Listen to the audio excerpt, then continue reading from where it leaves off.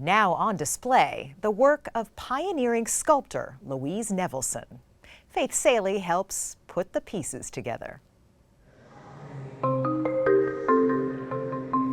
Louise Nevelson's sculptures look right at home here in the Whitney Museum of American Art, mingling with the skyscrapers of New York City. She found inspiration in the city as early as the 1920s, yet it would take the art world decades to recognize her and her iconic sculptures. She was given her first retrospective at the Whitney in 1967, and I was 7 years old. Maria Nevelson is the artist's granddaughter and runs the Louise Nevelson Foundation. There was a line of people all the way around the block up to the front door. I really did get chills. It was the first time I responded to artwork in general and to my grandmother's artwork. Nearly 6 decades after she first realized the reach of her grandmother's work, we spoke with her at the Whitney's new Nevelson exhibition, open until August 10th. What was Louise Nevelson like as a grandmother? Oh, she was intimidating and unconventional. What comes to mind first is her atmospheric dressing. Anything could have been pulled into this assemblage and this layering of rich brocades and silks. That fancy wardrobe didn't stop Nevelson from getting her hands dirty. She'd dumpster dive. She'd get into the garbage can. She'd pull out filthy pieces of wood, and we'd have to take them home. I would say the streets of New York weren't paved with gold for her. It was paved with garbage, and she loved it. Nevelson's attraction to wood may have grown from her family tree. Her family owned lumber yards in present-day Ukraine, where she was born in 1899.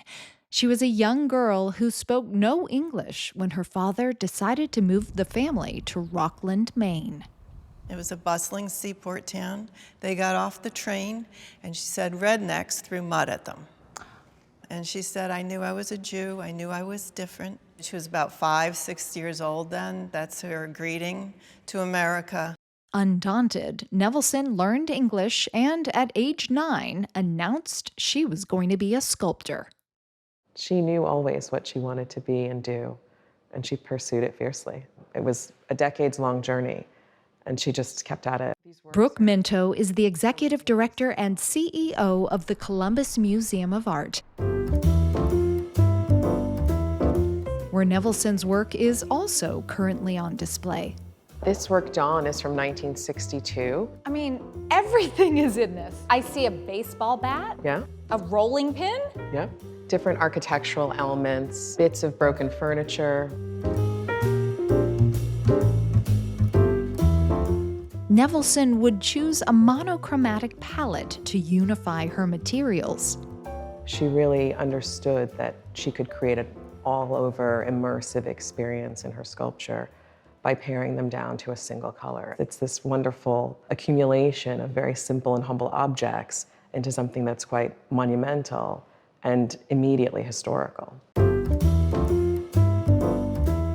I love all the raw wood in here and the ripped piece of wood here because that's juicy. That's not a bad piece of wood. And it's the raggedness that reminds you this was once something else. She did her best work when she was in her 70s and 80s, right up to when she passed away at 88. Our Charles Osgood spoke to Nevelson when she was 79 years old and arguably at the height of her career. You see, dear, if you are doing your creative work, you don't have age or time as such, and consequently, you're not caught in it, so you go on.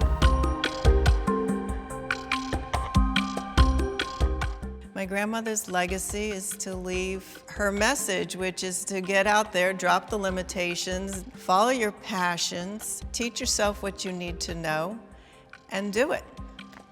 Why not?